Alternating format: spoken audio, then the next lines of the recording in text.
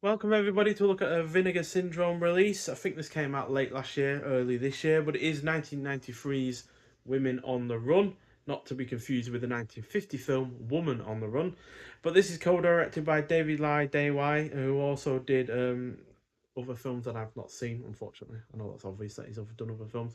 But yeah, he's done other films that I've just not seen or gotten around to yet. But it also is a film that's directed by Corey Yun, who also did The Legend of Fong Sai-yuk, which was one of my favourite films from last year, and Righting Wrongs, which is another really rather excellent effort. So, yeah, this is a Hong Kong action film, as you probably guessed by the cover. Clocks in at 89 minutes long, and it's about a young woman named Yin who dreams of leaving her modest village life for a chance to try to make it big as a martial arts movie star, as she is actually quite capable at martial arts. Leaving for the big city with her boyfriend, life takes a turn for poor when Yin soon finds herself addicted to drugs and being pimped out by her boyfriend. After a violent altercation forces Yin to flee to Hong Kong, it's not long before she ends up on the radar of the police. Without any other options, Yin makes a deal with the police to go undercover with one of their straight laced female detectives, who's called Hung, in order to try and bring down a notorious drug dealer named King Kong. Victimized by the men in their lives, the two unlikely friends must team up to protect each other from the criminals, out to get them, and work together to get revenge on those who have betrayed them. So, this is a mix of buddy cop and girls with guns genre of films, to be honest, because these two are a little bit mismatched, but then they're also getting into altercations with action in terms of action scenes, fight scenes, and such. Um, so yeah, it's a fairly effective mix of those two efforts. And even though I do appreciate the darker tone that this effort has going for it, it nonetheless strays into exploitation too often for me to truly enjoy it, as there is a lot of nudity and also a lot of sexual violence in this, which doesn't feel wholly necessary. And if it is, then it could have been executed a lot better. Instead, it feels just like exploitation. It just feels like titillation for people that get off on that kind of thing, unfortunately. That said, the action scenes are predominantly well executed and entertaining. The cast is good, it is well paced, has some effective violence, the plot is overall engrossing, the cinematography is on point. Oh, hang on. Yeah, the cinematography is decent and generally on point when it comes to the action scenes, and there are some solid character moments. But on the whole, yeah, it's just a bit too exploitation heavy for me.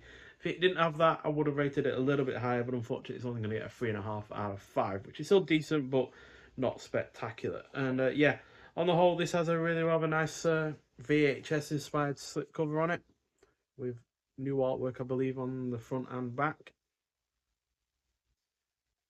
And got the side there, the other side there. The only issue I have with these ones is something that I've come across before, and that is the fact that all too often, sliding them in and out, as you can see, curls up the plastic. I don't know why it does it. You would have thought they would make them as smooth as possible in here, but for whatever reason, there's something in there that keeps catching. And yeah, it curls them up like that, which is really, really unfortunate. To be honest, it ruins the whole aesthetic of getting one of these because I really do like these slipcovers. I just wish they didn't damage the actual Blu-ray case. It happened a lot more severely with a previous release, but luckily I had a basic version of a film from them without a slipcover, so I could swap it out. It was Sudden Fury that I swapped it out with, but still, I would like them to sort out the issue of the plastic catching. But nonetheless, we get the film on a really rather nice Blu-ray there. We also get a booklet to go alongside it. So you got Angels on the Run, Navigating the Girls with Guns subgenre by Erica Schultz. And yeah, that's the only write-up in here. But you do get numerous shots from the film. I'm not going to show some of them because, again, it does go into the exploitation heavy aspects of it. But they are our two lead actors. But yeah, like I said, it just really is a big shame that it goes into exploitation a bit too much. And I know some people really rather enjoy that, but I don't. So yeah, there is that. So yeah, but we do get a double-sided poster on with this release as well. Scoot back a little bit so you can try and see it.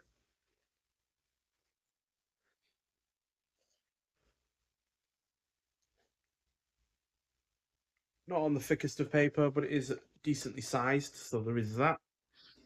And then we get some extras on the disc as well. So it's been scanned and restored in 2K from its 35mm original camera negative. It's presented in its original Cantonese mono soundtrack with newly translated English subtitles along with English and Mandarin language dub tracks.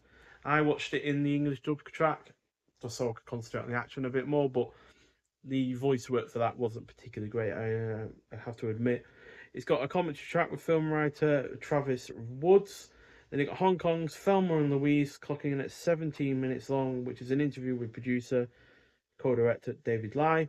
Then you got What You See Is What You Get, clocking in at 23 minutes long, a conversation with producer Shan Tam and production manager Michael Parker.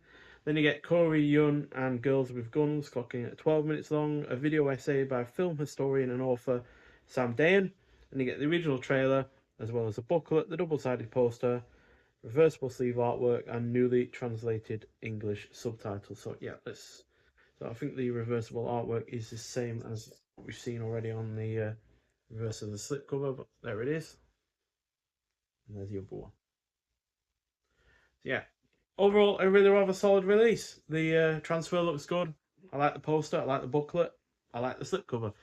It's just a shame that the film strays into exploitation once too often, and this slipcover, even though I like it, it is at the end of the day catching the plastic on the front of the Blu-ray a little bit too much for my liking, which unfortunately means I've got a damaged product. It wasn't damaged when I got it, but you know I've been taken out a few times to, you know, look at the booklet, look at the poster, and obviously take it out to read up on elements of the film before doing this review, and just doing it 3 times has unfortunately made it catch and therefore curled it up and damaged it. So yeah, big shame. I think in all honesty, it's when you're trying to get it in that it damages it more than anything else.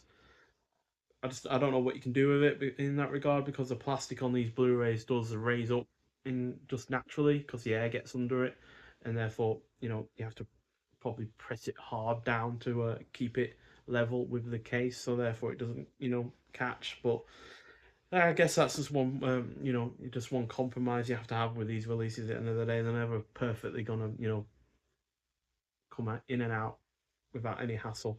But it is the only Blu-ray label that have had an issue with that in that regard. You know, there are plenty of Blu-ray boutique labels that put out slipcovers that don't do that, so it seems to be a Vinegar Syndrome issue more than anything else. But still, the release itself is good, and I'm sure plenty of people will enjoy it for what it has going for it. Nonetheless, so if you have seen the film before, I'd like to hear your thoughts on it. But thank you for watching, and I'll see you in the next one. Bye.